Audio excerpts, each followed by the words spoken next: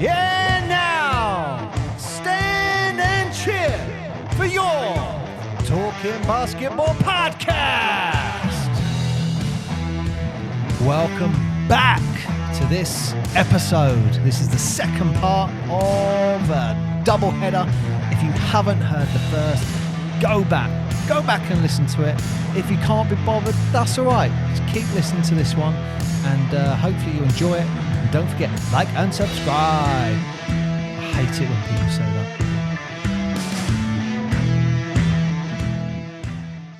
Yeah. So what, are we going to do a little bit of NBA? Let's do a little bit of NBA.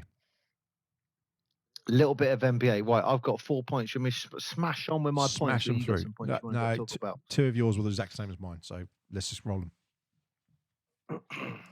Okay, right. I think a great talking point is the Los Angeles Lakers raised the first NBA Cup banner.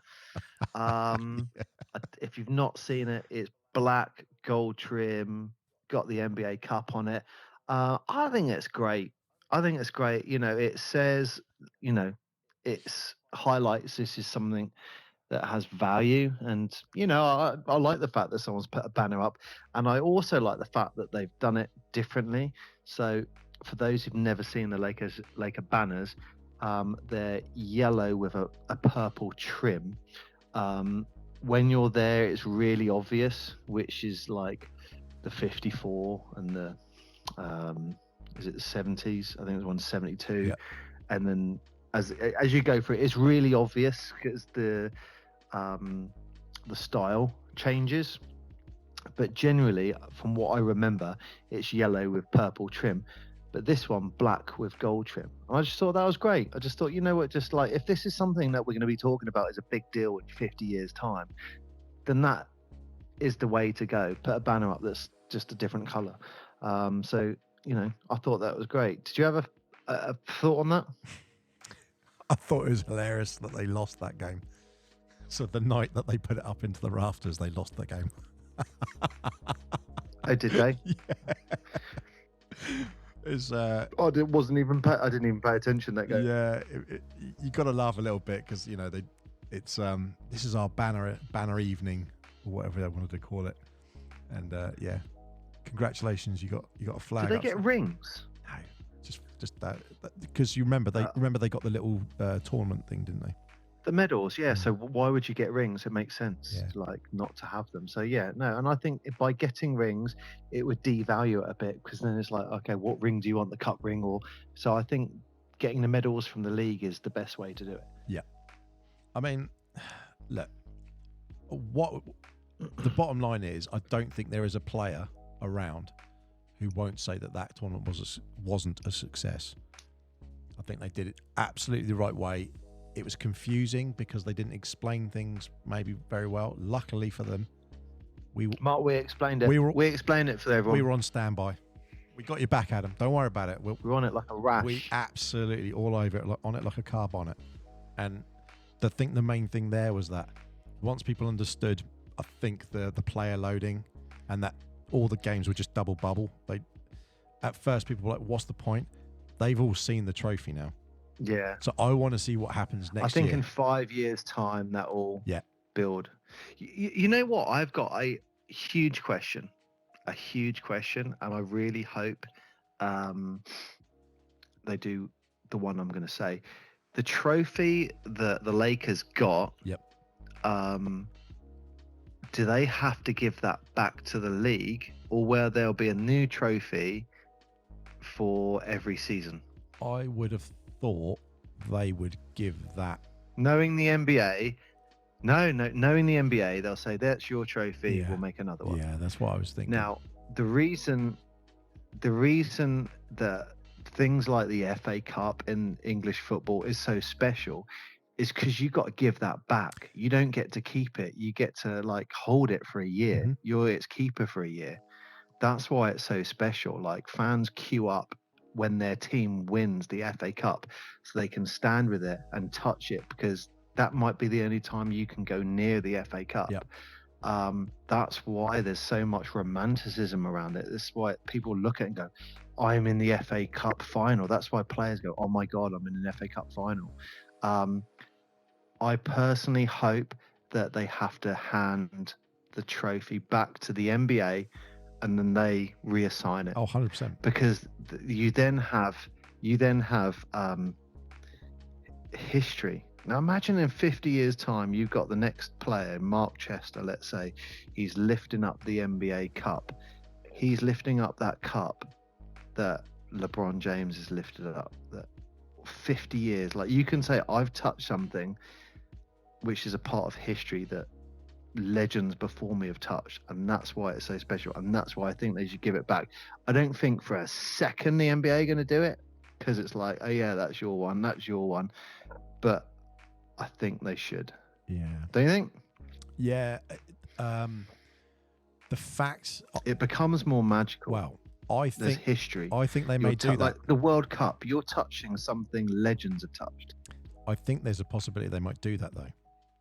And the reason I say that is because of the walk along. They did that whole walkthrough, didn't they? And put the trophy there to let everyone walk past it. And they don't do that normally. And that for me, it does. Again, it didn't matter what the players were like. Oh, we're just doing this tournament. They walked in and saw a giant cup, and they all just went, "Oh yeah, I want to win that." That's nice. And it was a nice trophy. I mean, but like, I do hope they do it. And after they listen to this podcast, they probably will, Mark. So we'll take credit for that. Look, they showed the carrot to the donkey. They all got excited, and the result was, well, I'd say not only a successful tournament, but they showed that the tournament works. There's a few tweaks, and I think we'll do a wrap-up show about what. I know we did one saying what they could do differently in that, but maybe at the end of the season we'll wrap the whole thing up of what the whole of this season's been like, because that in-season tournament, I think that's going to have an effect on the league. It's just a gut feeling, but people like Indiana, they're going to have a little bit more excitement about themselves, because I think, look how far we did, and we beat some people, and as you pointed out, they had some much tougher rides than LA to get to the final. What's LA going to? And I think LeBron showed his class in that game as well. Like, really did. Like, there was like an incident. I know people look at the scoreline and go, "Oh, that was a blowout." It wasn't a blowout. There was one point when I just remember Lakers were bringing the ball over the halfway line. One of the players was in trouble at the half. Like, LeBron turned around and called a timeout. Oh yeah. And then the play carries on. But it was a pivotal point where you think, I think they were up by 4. They called a timeout, regrouped, got the ball, hit a 3, bam, they're up by 7. Yeah. And I don't know, it's little things like that he does that I just thought, I know he moans at the refs a bit, but it was just I've been singing the praises of the tournament since the start. But look, can I go on to my second point, which is kind of continuing on from that? Do it. Which is the NBA Cup MVP.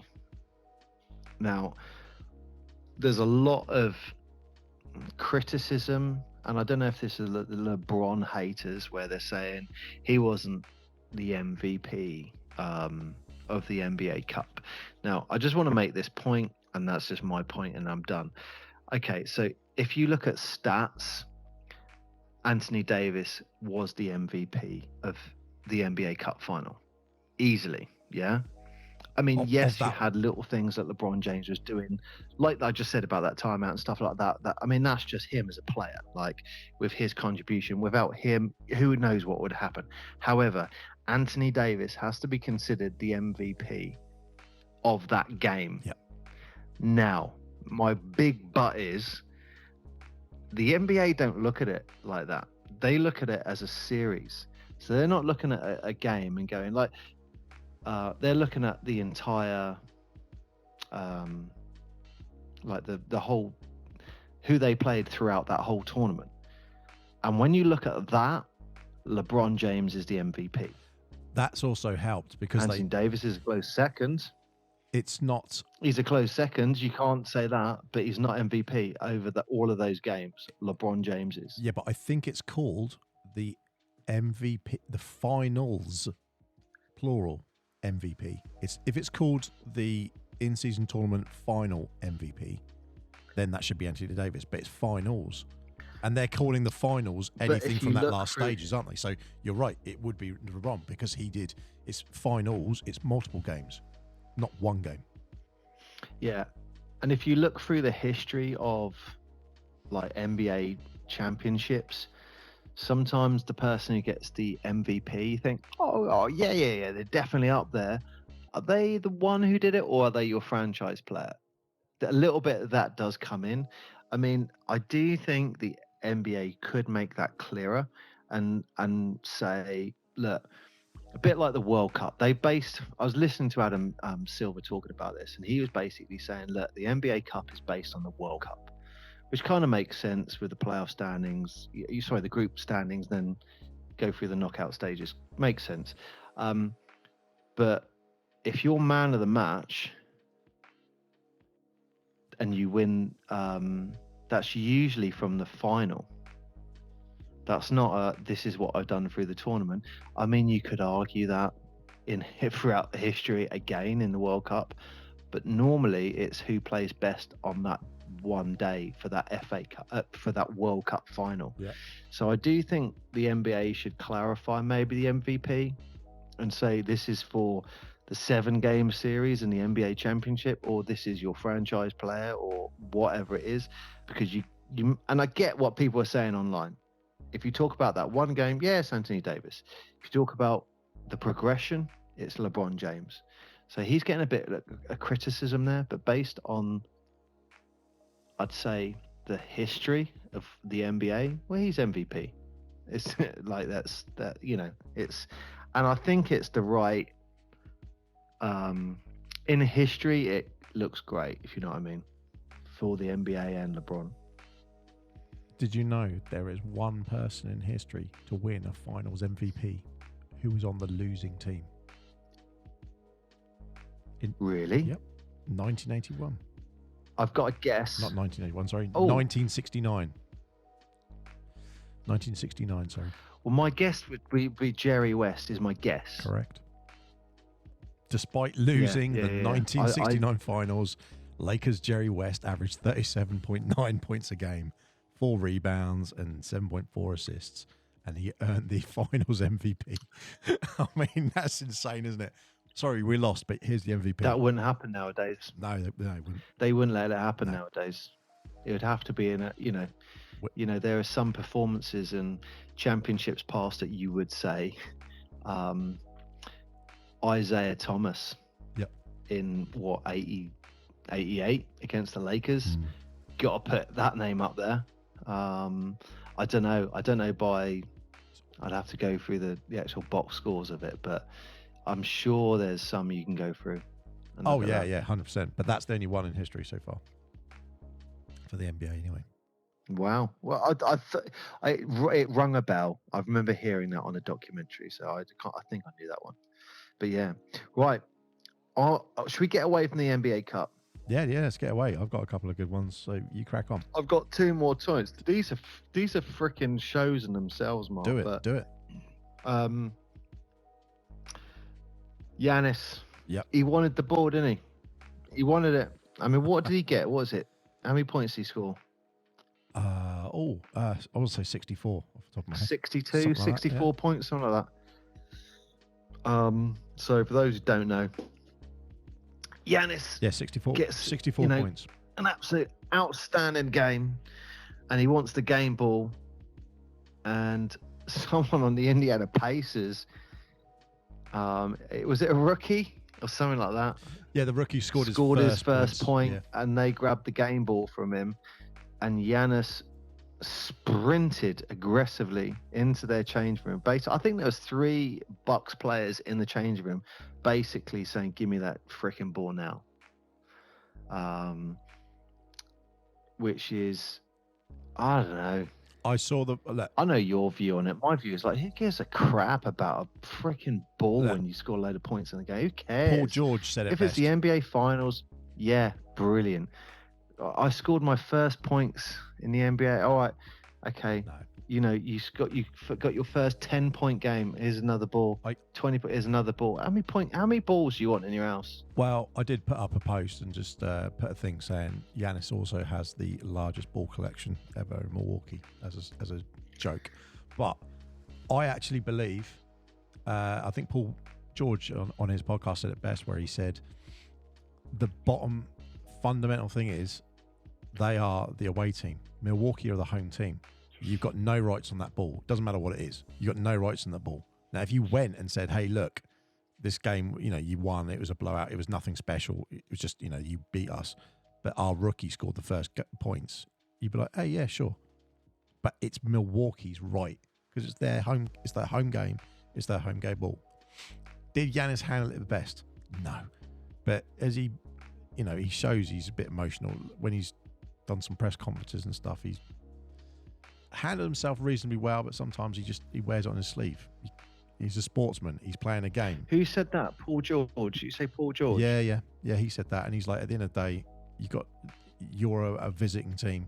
You got no right. And the fact that it sounds pretty logical. But also, here's the other thing. He's like, Paul said, I've got my first game ball, but it was a no matter game. It didn't matter. So I got my first points. I was lucky enough to get that. He said, but the fact is also, I think it's Richard Hamilton did an explanation on it. One of the things that he said was, like, Rick Carlisle, the coach, and some of the others had already said, we'd already said, and in the team, we'd all agreed that, if he gets his points, he'll get the ball. And he's like, you're the visiting team. Like, you got no right. You can't decide. Oh yeah, we're going to have that. It's like, how many game balls are there? Is that a silly question? Is it just one? I thought there was two anyway. They usually have 2 or 3 because we've seen a few things. I don't know if you saw a clip. I think it was a few weeks back now because we're only week 9 in the NBA. Remember, it's still early in the season. But there was a game that LeBron was playing, and the refs went over to the side, and he was like, "No, I want that ball back. We're playing with that game. That's the ball game that we're using for the game. I want that ball back. Like, don't swap it at halftime or anything." And he was really, really getting protective over it. So there is 2 or 3 balls, I think, and then they whittle it down and they decide which ones they want to use for the game. But there's always at least one or others floating around. Hey, look, if I'm in change, if I was an NBA player and I was in the change room and I just scored my first basket and someone said, "That's the ball, your NBA ball," and I just put it in my bag, and then Giannis and all those guys came in, went, "Oh, bloody hell, are you going to give him the right ball? Or are you just going to give him another ball?" You go, yeah, it was that one. But think there's one guy who knows it was actually this ball in my bag. I think what Giannis should do. Yeah, you're right. 100% there was a switcheroo. But he don't know. He don't know if he's got the right ball or not. He got given a ball and he could have stormed off. It's like, that's the ball you got from the changing room. How do you know it's the right ball? Is it marked or is it numbered or something? I don't know. But I doubt people were saying, numbered, are they? Giannis is minted. Giannis should it's a rookie. Why doesn't Giannis give him like $100,000 and buy it off him? It's like, what? That's just, people saying stuff like that. It's just lunacy. What I think... He gives a crap about a ball, though, don't you think? I think... What happens if he scores 70 points next game? You're going to get that ball as well. Well, the 64-point ball doesn't mean much, does it? I think Giannis should give him the ball. And even though it's Giannis's ball, but here's why. Because Giannis is now in history. If you've got to think, Oscar Robertson, Kareem Abdul-Jabbar, 2 of the most famous basketball players alive who played for the Bucks. He's surpassed them now. So, and he's then taken the highest for the whole franchise, not just for him personally as a career, but also for the franchise. That does mean something to him, no question, but he's now in history. That's in the history books. That's written now. So he doesn't need the ball to remind him of that. On that moment, that night, 100%, that was his, and he should have had that. That was Indiana's fault for taking that ball. That was But I think if he was that bothered by it, grab it before rather than run into the change room. But why were you that bothered about it? Now this is why I'm going to be real harsh reality here. Is that player who scored his first ever points in the NBA ever going to be anything like the same career that he's had? That's my 2 cents worth. I don't know. Who was it? Well, time will tell. Time will tell. And that's all I'm saying. I think how many people actually ever get to have the superstar career? There's lots of journeymen in the NBA. There's lots of players who go in the NBA and after 4 or 5 years, they're switched through or rotated out, or they maybe play 7 or 8 years, and they're role players. They do their bit, and that's it. They won't be the Westbrooks. They won't be the Giannis. They're not going to be the franchise players. So on that basis, you go, having your first game ball, the first points you ever scored in the NBA, that's nice, isn't it? It would mean something more to him than it would for Giannis. Giannis has got the accolades. But that's the same thing as what I'm saying. If Giannis gets 66 points next game and gets that ball, the one that he's barging in the changing room fighting for means nothing, doesn't it? It doesn't. Yeah. Oh, absolutely. See what I mean? I don't get it. It sounds like something else is going on there. Well, yeah, maybe. Yeah, sure. Look, if that was freaking Draymond Green, they'd be saying counselling. Oh God, yeah. If that was Draymond Green, they'd be saying, right, we need to kick off. It's Giannis. It's like, oh, he was just passionate. Yeah. Oh, he was 100%. I mean, look, you've mentioned him. We got to talk about it. It's the dark cloud in the room, isn't it? At the moment, unfortunately for Draymond. He's always been a physical player. This is I say yes and no. He's always been a physical player. He's always been a bit of a, I won't say dirty player, but he's always been challenging as a player. I haven't always, I don't want to say liked him, because I think sometimes he's crossed that boundary. But from seeing the influences that he would have had from Detroit back in like the mid 2000s, and seeing some of the size of the player he is and how he likes to play, he's always done well for him. On the court, it's always worked out well for him. And there's nothing wrong with having a character and being a bit dirty. We both like the dirty players, we both admit that. But I think there's clearly a switch has changed here, and I just wonder if is it not reaching the end of their career, but all these guys are at the end of their contracts or coming up to. Like the Golden State are done now. That team's wrapped. You're getting people saying let blow the team up. And when you get into that point, it's, I might say, is it last dance, but I wonder if that's it. And he's just looking at it going, he's been at the team 12 years, I think. It's a long tenure. I think they're the 3 longest tenuring players other than LeBron. I mean, it says it all, doesn't it? Yeah. Him, Clay, and Steph, they were all within like 2 or 3 years of each other. Something like that. I'm gonna support Draymond, and I think one of the few people who are supporting Draymond Green at the moment, like, people are talking about counselling and all this stuff. Look, it's not like he's not a controversial player, is it? No, exactly. We've had more recent examples of that in the last couple of weeks, and I can't help, and I don't know why I thought about this, but should he been chucked out? Yeah, 100%. It's him. I don't know what it is, but it reminded me of Meta World Peace on James Harden. Remember that when he elbowed him in the face? Yeah. Well, Meta World Peace, he got suspended for 7 games. Previously known as Ron Artest. Now they've now taken Draymond Green and they're suspending him indefinitely. So they've said at least 3 weeks. That's 11 games. Now, someone tell me what's different between what Meta World Peace did on James Harden and what Draymond Green's done. It's just I can answer that. There's been a few. What? Oh, it's easy. He did. He did. Draymond hasn't got any problem. No. So he's got no problem. Like, come on. So he got ejected the first game, right? And then they're like, mate, you got to like tone it down a little bit, because he was a bit feisty. Then the second time he got thrown out was because of choking Gobert, which no one, he went too over the top with that. Everyone would say, even he would be like, that's too much. He said, look, I'm apologising. I don't ever apologise. And that's probably true. He never has in history. So even he knew that he like flipped the switch. So the reason I think that they're going indefinitely is pure because they went, hang on, this is the 3rd in a row. He's literally just come back from suspension for doing this, and he's just gone and done it again. It's like, okay, So they're creating a new standard on one player. Yeah, they are. That's what I don't like about Yeah, that. okay, yeah, but I don't like that. Yeah, but It's just no, but it and makes I would sense. go through all these incidents. No, it doesn't. It does. I would go for this is just my view in it.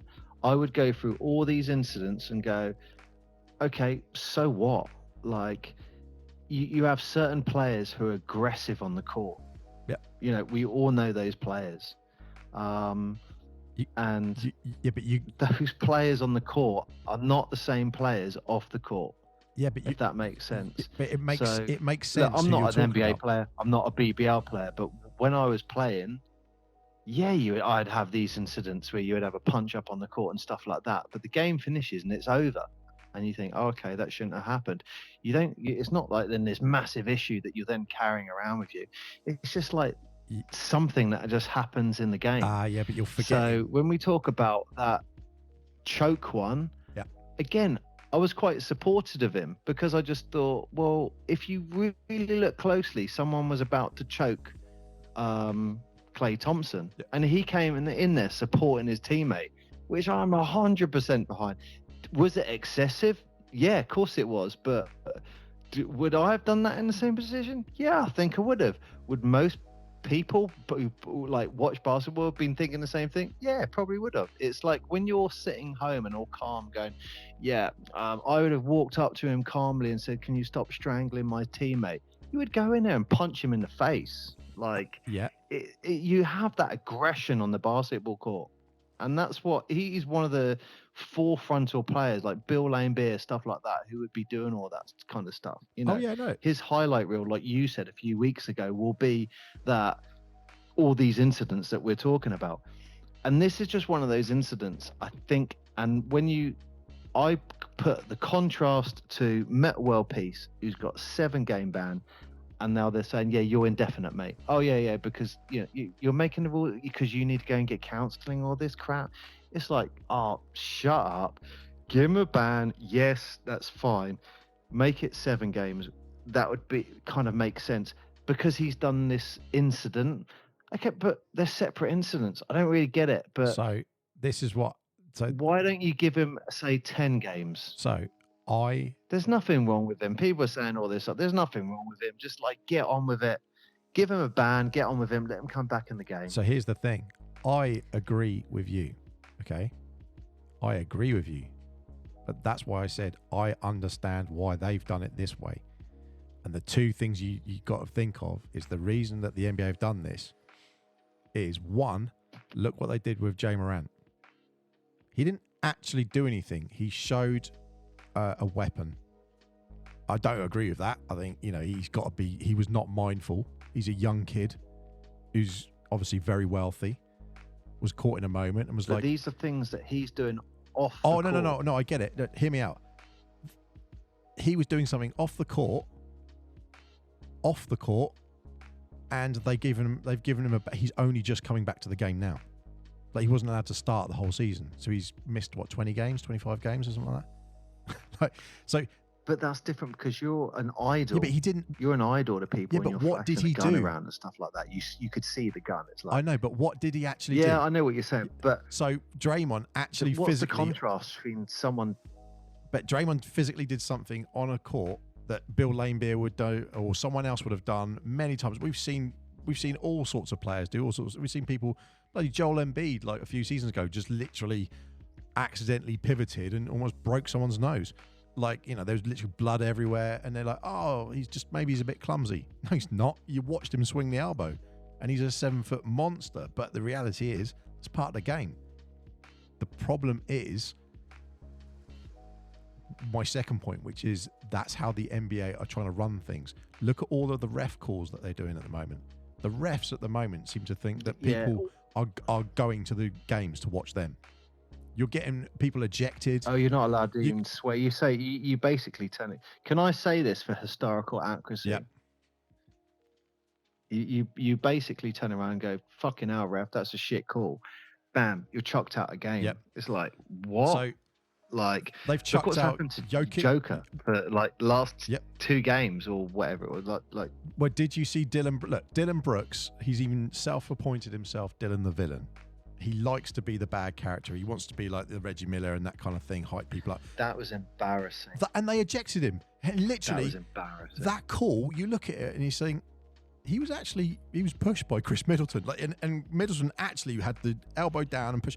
I'm not going to defend Brooks because I like a nasty character, but I don't like the smarmy. That's just my personal thing. I'm not a fan of I'm the big me. I just like people who like being a villain. I've got no problem with that. But he got fouled and he was pushed out. Like, he wouldn't have gone out of bounds like that if Middleton hadn't forced him. It's because he swore. Yeah, but the ref was right. If you can. But why didn't the ref call it? Saying. Why didn't the ref call it? The ref was literally right in front of him, and the ref didn't call it. And he turns around, and he's like, "Why are you not calling that?" And then the ref went T, and he's like, "Are you kidding me?" He does say F. He does say F. I want to say 3 or 4 times. Oh yeah, but by then he's already had it called. According to I looked at the law. Look at the law of what the ref does. They go, he used bad language to me, I can now eject him. Now, the big but I would say with that, they're not doing that with other players. No, they're not. There's certain players that don't do it. No, they don't. So it's in the hands of the referee to decide whether they're going to eject him or not, isn't it? We're gonna if they're having a bad eject day, someone who's the highest point scorer. In. Oh, let's get rid of Jokic. Why not? Oh yeah, let's get rid of him. He's the highest point scorer. Yeah, let's get rid of. LeBron just can't be swearing. No. Oh, but you say that, but then those guys got ejected when one of them said, "Oh, you're a bitch" or something like that, and then the coach got ejected from the Rockets. Well, Mark, I appreciate your point here. So you're supporting me with Draymond Green. I appreciate. No, 100%. No, I said got it wrong. Yeah? No, 100%. 100%. I think Draymond. The refs got it wrong? No. Oh yeah, I'd say the refs got it wrong. Of course they did. But I think with Draymond, he's always been a tough player, and going back to him and saying you've got to counsel, you've got to do this or whatever. I think it's a bit extreme, but I do think that when you're seeing the coach saying, I think that's out. That's out of order. But saying counselling, that's out of order. I think when you're watching someone play a basketball game, when you have these personas that people create on the basketball court, and you say, "Oh, you need counselling," because you're seeing a version of them that might be more aggressive or more talkative or whatever on the basketball court. But these players, you wanted that in season. Character to have counselling. Yeah. So that's exactly. I don't. They wanted the spice. They got the spice. Draymond Green, was he out of order? Yes, he was out of order. Suspend him. Give him a suspension. All this other crap that's going on with it. Look, give him a punishment and get him back. It's come on. Like, we live in a snowflake world. I've seen worse. It's a snowflake world. I've seen that's worse, how we live, and that's where he's got at least 3 weeks. That's 11 games. Yeah. Metal World Peace got 7. I think he's been dealt with more harshly because there's been like 3 incidents in like 3 weeks or whatever. Which he is. And let's be fair. This is the only thing I'll say. Let's be fair on the NBA. If someone turns around and punches someone, you go, "Dude, you can't do that." Then the next one, he comes around and chokes someone. You go, "Dude, you really can't do that." Then he goes back in, and then the foul he did was a pretty blatant. He's like, "Oh, I didn't mean to hit him." It's like, dude, you'd like doing a swinging, pivoting clothesline. Like, that dude didn't do anything. That was a pretty harsh one, even by Draymond standards. It was just like a blatant. I just turn around and just socks the guy in the back and side of the head. But you got to look at it from their point of view. They're going to punish people it's over history. It has to be now. It's like no, but it has to be. It has to be exponential. We've told you off for violence. Okay, we're telling you off again for violence. Dude, this is your 3rd time we've told you off. This is the game back from being suspended, and you've done the same thing. You're doing something else violent. I don't know if I agree with that or not, because people can use it. It can be used against him as well. It can be used. He's just come back, so he can't push us around. Because but it can't be used next season. But each play by each play, it's just like I don't know. I don't see much difference between what Metal World Peace did and what he did. I think the main difference is I don't know. You've also moved away from that physical game. We've only really seen that physical game come back in the last year or 2, if that. We think Metal World Peace was a long time ago. It's great, isn't it? Yeah, it is. It's great. It is, but look, the NBA's found it testicular fortitude. You're saying about 7 games for Metal World Peace. Go back to we talked about the Palace and Auburn Hills, and talk about Malice in the Palace. You think of how many people got suspended. Those should be those guys. we They got should rest of season show bans. on that. Yeah, well, they got rest of season bans, and you got some of the guys. I think it was O'Neal got like a 20-something plus game ban as well for his part in it, and Meta obviously. But I saw, just to tidy this up, I saw a brilliant comment someone had thrown out there. It was like, it's a simple solution. All he's got to do is change his name like Meta did. So he's not Ron Artest. He's now Meta World Peace. He said everyone loves him now. Yeah. Done. That's it. Draymond, just change your name. Well, there you go. Draymond Green. Change your name to Draymond Peace Green. Yeah. Or Green Peace. I love it. Oh, right. What's your next one? Well, Mark, I like I said, I'm supporting Draymond Green. Well, that's my NBA done. You got any more NBA? This is a bloody long I've show. got two. I've literally got two, and that's it. The first one's two. Yeah, it's really simple. This one, I saw it. It was like literally a couple of days ago, and it just made me laugh. What do you think the Detroit Pistons record is currently in their last 22 games? Oh, I do know. Yeah, they're approaching. I think 26 losses in a row is the NBA record, and they're on 22. I don't know what. Maybe it's changed since the last time I looked. It's absolutely shocking. You just think, what? Like, what happens in that instance? You go, you've just got all of these losses. 3 for 22, aren't they? Yeah, it is literally. Something And like you that. just look at it and you But think, yeah, well, oh, come on. Like, and their 3 wins were like, I mean, they're going to be kicking. one, They're going to be kicking to not get that 26 record. just 2 and 25. It's not good, is it? How can you have 2 and 25 as a professional team? Loss. And Oh, if they 2 and 25. So what's the loss streak now?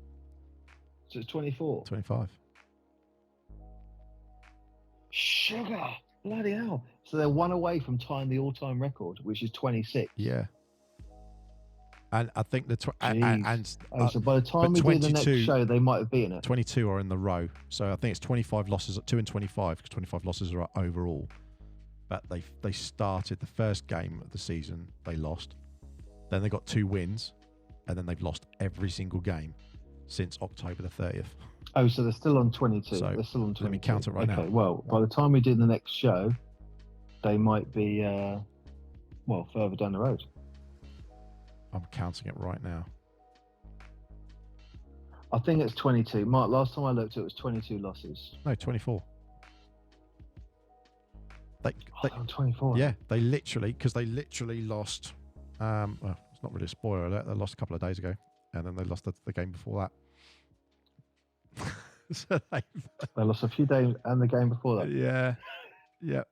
All right, so 24. So they're 3 games away, 2 games away from tying the all-time record, 3 games away from claiming the record for themselves. All I was just going to say is, let's bring out the Mickey Byrne in that. If you're losing 22 games in a row, that's on the coach, surely.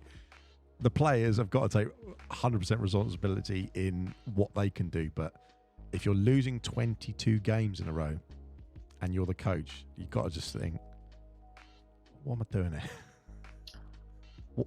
I think maybe the GM. Look at who's putting the squad together. Clearly, it's not good enough. It's look at the GM laughable, as well. Isn't it? It is absolutely laughable. Well, anyway, I just thought I'd bring that up because that's, I mean, as we're standing now, it's like 20th of December. Let's see where they go. And that is just shocking. But my last one. Let's see where they go. My last one was a little stat for you, and I thought you'd quite like it. Mm-hmm.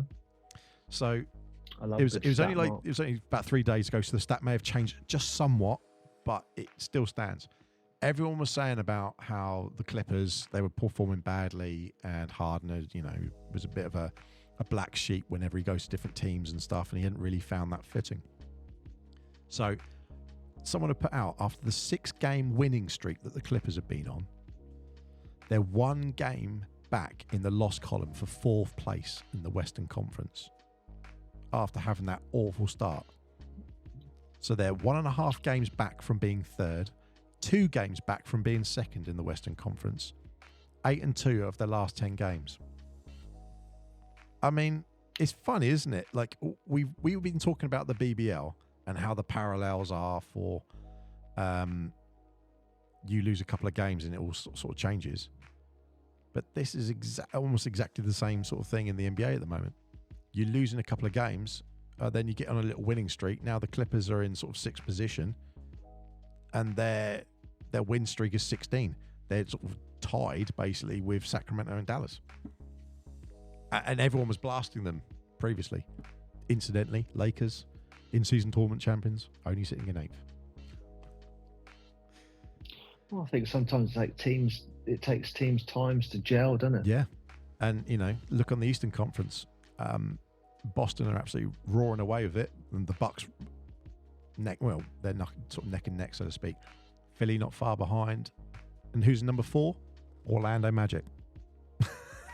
I mean, what? Orlando Magic having an absolutely blinding season. The whole team's just gelling. They just get it together and they just get on with it. Whereas Miami Heat, you know what the James Harden thing reminds me of is the BBL version of the Newcastle Eagles, where I can clearly remember saying to you, it feels like they need some time to gel. Yep. And then they went on this 6-game winning streak run. Yeah, exactly. It was almost that point where they almost had hit the bottom point where everyone was saying, this is rubbish. Don't sit him on the bench, get rid of him, and not giving him a chance. Next minute, oh look, they've just won 6 in a row, and he's hitting some monster shots because Harden is a shooter.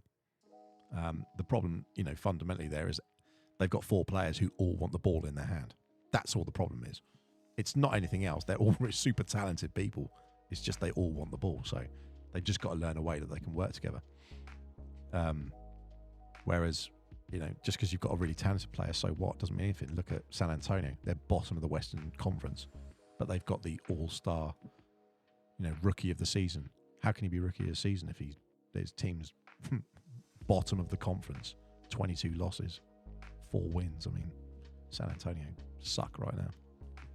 Pretty hard as well. Golden State, incidentally, not even in the play-in. They're at 11th. They're not even in the play-in, Golden State, at this point. They're, down in the doldrums. They'll be there. They'll be there, mate. They'll be there. I'm sure. It's because the NBA are trying to destroy their team, not letting them play players they're allowed to play. Well, look, I mean, Minnesota Timberwolves are number 1. And who's number 2 in the Western Conference? Oklahoma City Thunder. And they're quite happy to play a player who everyone is really questioning, why are they playing a player? They're quite happy to let. It was interesting. Adam Silver said they're not doing anything until there's something coming from a police investigation. Yeah. And until then, there's nothing for them to really investigate. If the police come up with something, then yeah, they're going to do something about it. But basically, my understanding is allegedly. Yeah. You need the girl or their family to speak. If that doesn't happen, nothing's going to happen. And it is what it is. I'm going to. Hey, he's got to be marrying this girl. He's got to be marrying this girl. I'm going now. to refer to Pat Beverly on this one, and he said it on his podcast. Yeah, and just incidentally, I won't tangent it quickly, but I've been listening to the Pat Beverly podcast for a little while now, and I think he is one of the best podcasters of an NBA player. Other than Paul George, they're 2 of the best guys that are out there doing it, because they actually give real answers, about honest answers. You're actually getting an answer from them. It's not political. It's no BS. He just does it what it is. And he made a really good joke about he always drinks a beer after conferences, and they said, why is that? And he said, I like Stone Cold Steve Austin. I was like, really? It just made me chuckle. I thought, wow, that was his reference point. Like, yeah, just get a beer. I want to have a beer with Stone Cold Steve Austin after a conference or whatever. But he was saying, someone had mentioned about this, and he said, why is no one talking about this? I don't get it. And he was on a podcast with a few other famous people, Kevin Hart, to mention a few others, and they kicked him off the podcast. Because he's like, well, why am I not allowed to talk about that? Like, it's a weird situation, isn't it? And they were like, oh yeah, we got to cut you now. And he's like, you kicking me off because I'm saying that. And all he said was, they were like, well, what do you think then? He said, I've got daughters. That's what I'm going to say. That's all he said. And they're like, yeah, we got to cut you because of that. I mean, it's weird, isn't it? Why is everyone? I didn't, when you said this to me about bringing it up because people were not really talking about it, I just thought, well, yeah, because it's just a weird thing. But it's odd. People are openly covering stuff and staying away from it. Very, very strange.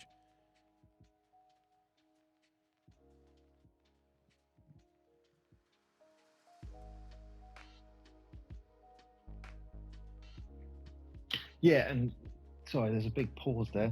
I was getting another beverage. Oh God. But yeah, it's very odd. Yeah, like I said before. I mean, listen to what I said before. I'm not going to say it again, but I commented on that. But yeah, I think the NBA are waiting to see what the allegations are, if the police come back with anything. But again, listening to the legality of it, unless someone comes forward and says anything, nothing's going to happen. No, but it's odd about all these things. If nothing's going to happen, it's going to be. But why would you want a player like that in your team? No, what I mean, it's affected his career. Like, if you're going to be looking at trying to get rid of him, I guess. Yeah, look, and obviously to put a balanced point on it, we have to say if something didn't happen or there wasn't anything like that, regardless of what's going on, you go, his career's, he's got the black cloud over him now, and that's it. Like you say, no one's going to want him to play. Yeah. On that sort of thing, if things are or whatever. But all I would say is, like most people, I looked on YouTube, and some of the video stuff I saw, and photo stuff you see, think like, what is going on there? Like, I don't know. Who knows? Well, let's see what comes up with the police investigation. But it does highlight how much the NBA, you look at a sports league, and they do have a lot going on. If that was Draymond Green, he'd be out the league. Yeah, I agree. I think it's very unusual how they're treating it, and it's your previous history and maybe your connections, I don't know, clearly have a part. But the NBA are clearly busy at the moment. They've got a lot of things going on, especially the Golden State Warriors. Well, Adam Silver said they're waiting on the police. Yeah, they said they're waiting 100%. on the police investigation. 100%. So let's see what happens with that. But Mark, I've got a last one for you, and it's not NBA. It's a bit of fun. You like this one? This is college basketball. This is college Division I basketball. Okay. Which college? Which place? This is NCAA. You might have to help me out here. So, what? NCAA? It's Division I college basketball. Okay. What? Is it NCAA, like American colleges? It's American college, yeah. Division I American college. Yep. So I don't know what team this is, but it's IUPUI Jaguars, whatever that is. And they were playing a team called Lindenwood. IUPUI Jaguars. I don't know what university it is. I don't know. I think it's Pennsylvania. It might be Pennsylvania. But anyway, these two teams are playing each other. The score in the game was, I'm just trying to find it. Indiana University, Purdue University, Indianapolis. IUPUI. Okay, well, those guys. Lindenwood were in black. They had 71. And IUPUI had 64, and they were in white. And it was 1 minute, 21 seconds left in the third quarter. Yep. And what happens? Substitute, all in white, comes to sub in the game. And you know what stood out for me? As I saw it, and straight away I was like, well, hang on, the guy's taking his second shot here. Yeah.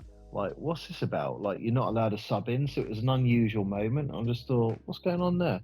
Anyway, a YouTuber almost successfully subbed into a Division I college basketball game. He dressed up. He was wearing a warm-up jacket like that looked like very similar to one of the teams. Really? He ran up to the subs bench, ripped it off, Underneath, he had a LeBron James Miami Heat jersey, which matched the white and red of the PUI Jaguars team, like really, really closely, so no one noticed. And the refs are looking over. A coach quickly ran to the scorer's table to stop him getting on the court, because I think once he gets on the court, it'd probably be a technical foul, and they were losing by 7 or something like that at that point, so it was going to be conjecture. But yeah, the guy was trying to shoot free throws, and the officials noticed what was going, went to the scorer's table, and yeah, it was they worked out it was a prank, but the court officials and the coaches weren't hiding their displeasure of the prank, and the guy was escorted out of the building. Oh, really? Yeah. Oh, blimey, that's If hilarious. you've not seen it, it's quite entertaining. Nothing really happens, but it's quite entertaining. Mark, this is well a long one. I think I saw it. That's what she said. I think I saw the thing on somewhere, like one of the things out there. But yeah, that's genius. That is absolute genius. Yeah, you're not getting on the court, but it's a good effort.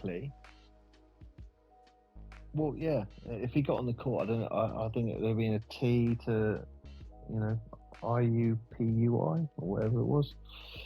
A T to them. But yeah, ironically, I'm recording a podcast at the same time as we're normally recording, but this time a little bit more steaming and still tired at the end. But this is arguably the longest one we've ever done. Yeah, probably. For BBL update. Yeah. It's got to be pushing 2 hours, right? Yeah. 2:10. Wow. Jesus, no one's going to be listening this deep in it.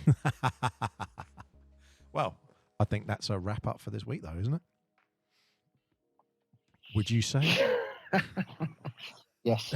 Let's wrap it up.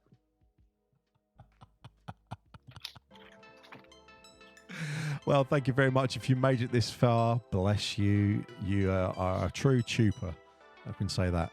But thank you very much for listening. If you haven't listened to some of our episodes, go back and have a listen. We've got 51 episodes out at the moment. It's pretty frightening. By the time this one comes out, it'll probably be 53.